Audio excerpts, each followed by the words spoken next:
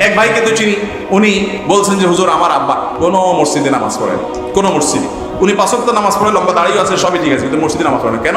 কয়েক কার পিছনে নামাজ পড়ে? দুনিয়াতে মানুষ আছে এরকম ফেরেশতা এই দেশে মাশাআল্লাহ কিছু আছে। আমি তো মানুষ দেখি না, সব তো ফেরেশতা ফেরেশতা লাগতেছে। ইমামকে ভক্তি হয় না, মানুষটা কি পরিমাণ ভক্তি মানে ফেরেশতা হলে এটা সম্ভব। হাজ্জাজ ইবনে ইউসুফ জালেম শাসক, এমন জালেমের জালেম, সাহাবীদেরকে হত্যা করত, এত ডেঞ্জারাস জালেম ছিল, কিন্তু আবার নামাজি ছিল ৫ ওয়াক্ত। নামাজি না শুধু ইমাম সাহেব, যেহেতু রাষ্ট্রনেতা, ওনার পিছনে সাহাবীরা নামাজ পড়তেন। একবার ফজরের নামাজ ২ রাকাতের জায়গায় ৩ রাকাত না ৪ রাকাত পড়াইছে। মদ খাইছিল, মদ খেয়ে নামাজ ধরছে, পড়ায় টড়ায়া মুসল্লিদেরকে পিছনে বলতেছে আর পড়াবো।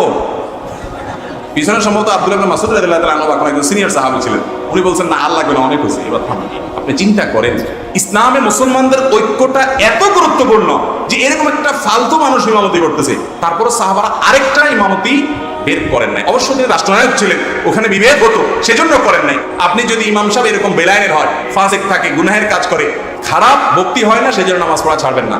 ইমাম খারাপ দেখে তার পিছনে নামাজ পড়ছেন দেখে আপনার নামাজের কোনো ক্ষতি হবে মানে আপনার নামাজ হবে না, ব্যাপারটা সেরকম